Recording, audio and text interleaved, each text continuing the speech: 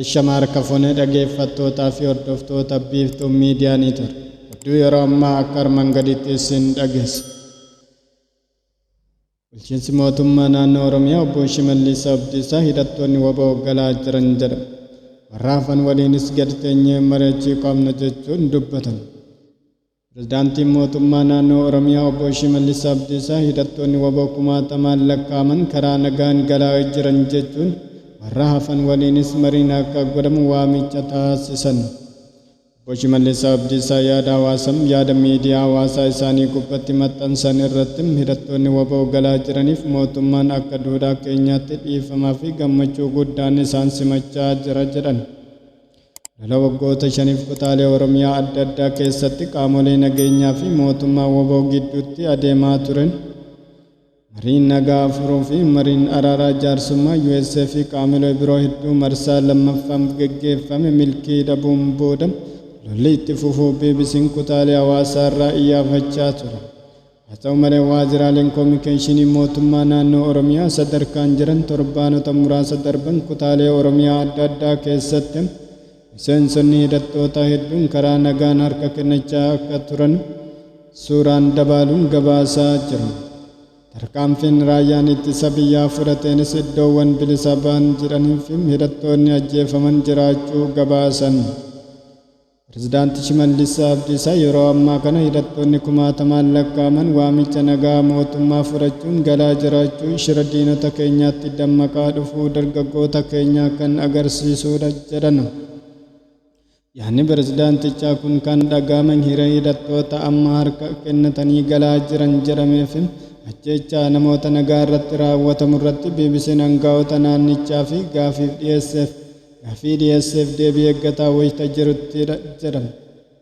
Pirezidaantiin Shimallis Abdiisaa warri hafaanis shira diinota keenyaa kan itti fufu yoo ta'u hubatanii waamicha nagaa kana fudhatanii wareegama hin malle kaffaluu jalaa akka of baasanii fi waamicha irra deebii dhiyeessuun fedha jechuun waamicha yeroo hunda dhiyeessan haaromsan.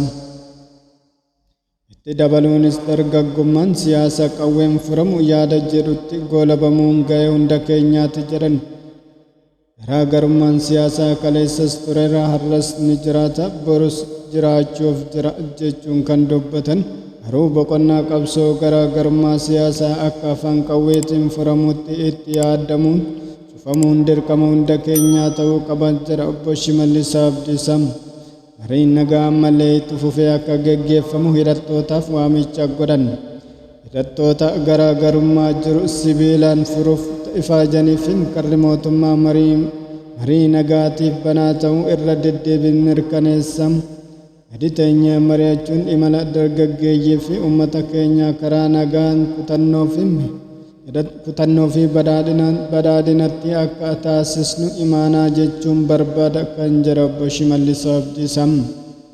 Itti dabaluunis garaagarummaan ilaalcha siyaasaa sibiilaan furamu jecha dhaloota egeree sabichaa ta'e isaasuu dhaabbachuu qaba. Maaliif maatii fi gaaddidduu waliif ta'uu fi mararfannaa walii qabaachuun aadaadha jedha pirezidaantiin Shimallis Abdiisaa. Kun kanaan osoo jiru hooggantoonni dhaabbilee siyaasaa mormituu sadii haala qabatamaa qabsoo karaa nagaa biyyattii keessa jiru yeroo kamuu caalaa danqamee yaaddoo keessa galuu dubbatu. Ajjeefamuu qondaala siyaasaa BBO wajjin wal qabate yaada kan kennan hooggantoonni dhaabbilee mormituu sadii ajjechaan obbo Battee torbee darbe raawwatame kan siyaasaatiin qabsoo karaa nagaa godhamu abdii kutachiisaadha jedhanam. Hidhattoonni karaa nagaan galan irratti xiyyeeffannaan hojjechaa jirra kan jedhan bulchiinsi Oromiyaa sagantaalee garaa garaa jiruu fi jireenya isaanii deebisanii akka gadi dhaabbatan qofa osoo hin taane gama misoomaa isaan taasisan hojii irra oolchuun eegalameera jedhanam. Hojjamtootaa fi daawwattoota kennam oduu yeroo ammaa qabnu kana fakkaatan oduu biraatiin walitti deebinuun nagaan nu turan naaf gama kennaatiin.